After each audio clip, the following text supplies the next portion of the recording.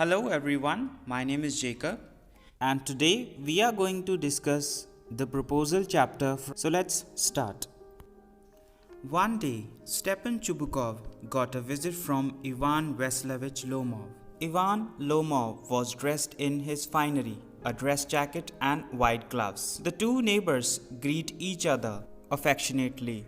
Lomov then takes Chubukov's arm and hesitantly starts talking. Chubukov thinks Lomov is here to ask for money. Lomov is in a state of excitement. Stammering, he asks Chubukov for his daughter Natalia's hand. Chubukov is ecstatic. He accepts the proposal and runs out to send Natalia to meet Lomov. He is confident that his daughter will accept the proposal too.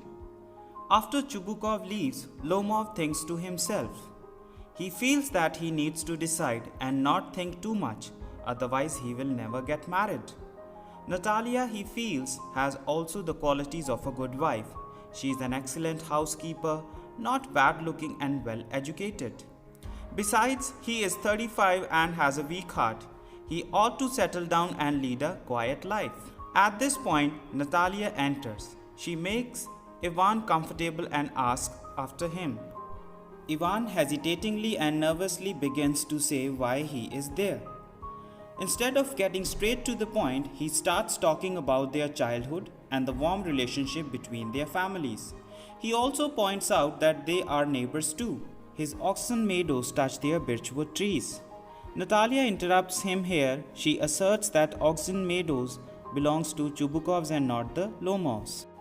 Ivan disagrees strongly, and thus begins a long argument between Natalia and Ivan about the ownership of oxen meadows. Ivan believes that his grandmother had allowed some peasants of Natalia's great-grandfather to settle on the land in exchange for laying bricks for her. Natalia, on the other hand, tells him that oxen meadows had always been a part of their estate. The argument gets louder and louder, and Natalia threatens to send her mowers to oxen meadows on the same day. Lomov feels agitated. He clutches at his heart, but he does not back down. Natalia's father, hearing the commotion, enters the room. Natalia asks her father to settle the matter. Chubukov, of course, agrees with his daughter, and thus starts a new round of argument between the two Chubukovs and Lomov. Lomov threatens to take them to court. Chubukov, in anger, abuses his family. Lomov feels his arm going numb. Angry and agitated, Lomov stumbles out the door. Chubukov, calling him a villain, tells Natalia that he cannot believe that this scarecrow had the nerve to propose to Natalia. Natalia is horrified when she realizes what she had done. She cries out and tells her father to call him back. Chubukov is alarmed to see his daughter's state. He leaves and sends Lomov back. Natalia greets Lomov affectionately and tells him that oxen meadows is his. Lomov is happy to hear that. Lomov then tells her that his dog has gone lame. He laments the fact that he paid 125 rubles for him.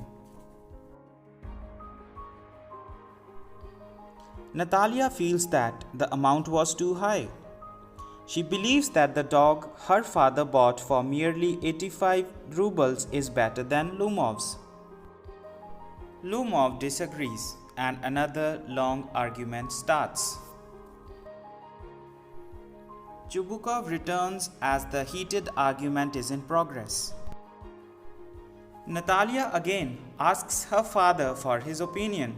Her father, of course, agrees with her again. By now, Lomov feels that his foot is going to sleep. His heart does not feel well either. Chubukov and Natalia continue arguing with Lomov. They even begin to tease him.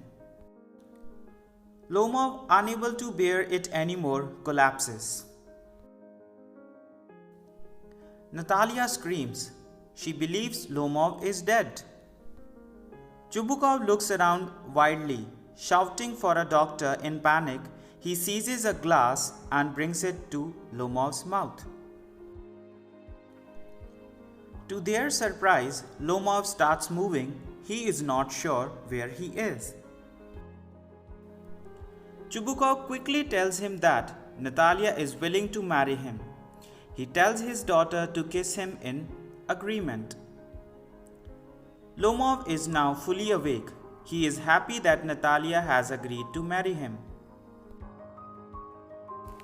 Natalia is also happy, but she is unwilling to lose the argument. She reiterates that her dog Squeezer is better than Lomov's guess. Lomov too refuses to give in and insists that Squeezer was worse. As for Chubukov, he wanted to avoid another argument. He quickly shouts for a champagne.